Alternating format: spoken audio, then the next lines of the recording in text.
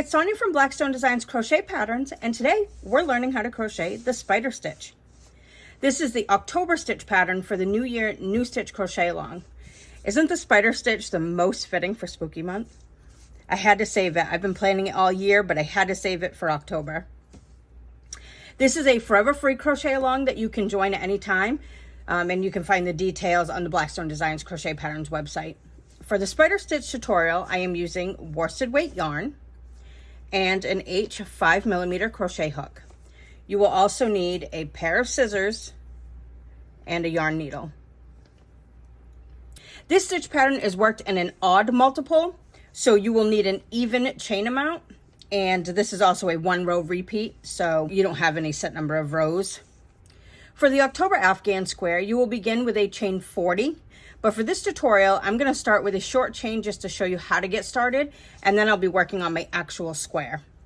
So as you can see, I'm about 1/3 of the way through that. Let's get started. So make your slip knot, and then you will do an even chain amount. I'll just do 12.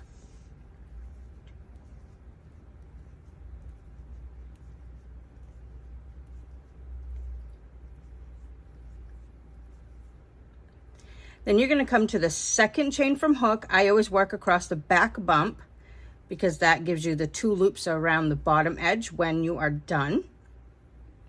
So you're going to come into that second chain from hook. You will do a single crochet, chain 1, single crochet. Then you're going to skip the next chain and single crochet, chain 1, single crochet in the next. And you will do that all the way across. So skip 1 and then single crochet, chain 1, single crochet, skip 1, single crochet, chain 1, single crochet, all the way to the end.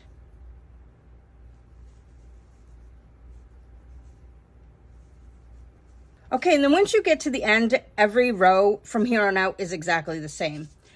So what you will do is turn at the end of the row.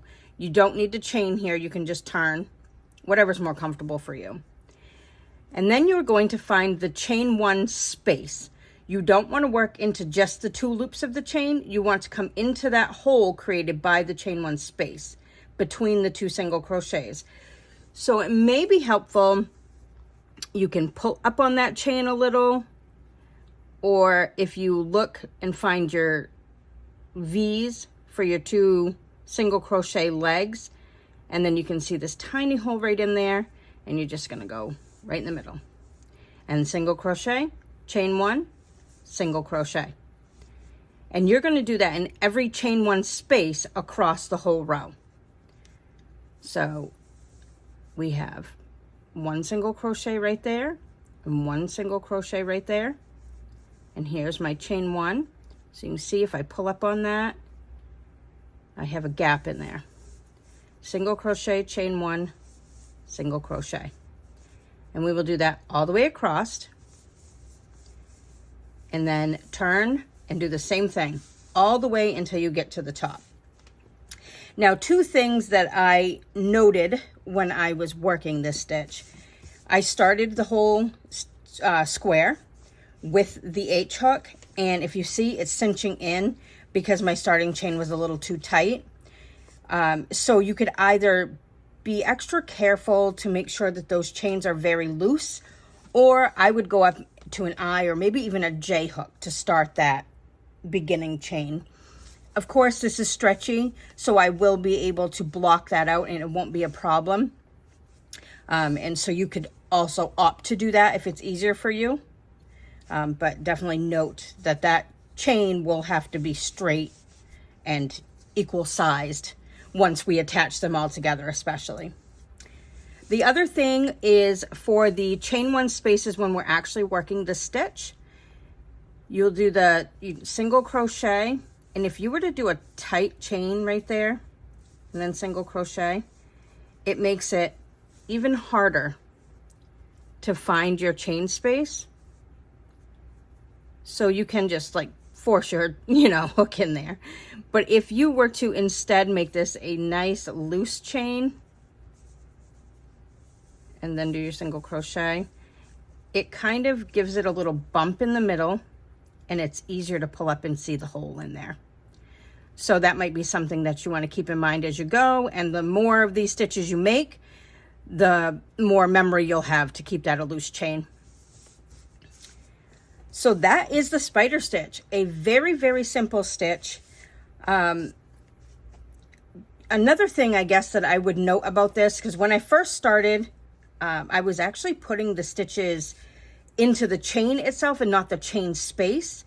I would call that an alternate spider stitch. It was just as pretty, but it did yield a thinner fabric. So that would be something that to keep in mind, because this is a little bit dense since we're working down over a stitch.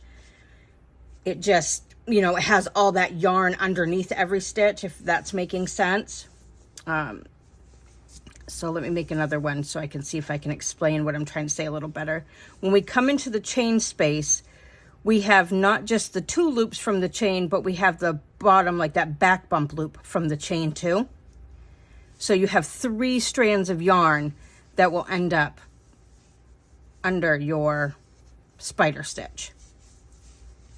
Whereas if you were to do the alternate version, you can come into just the chains, the top 2 loops,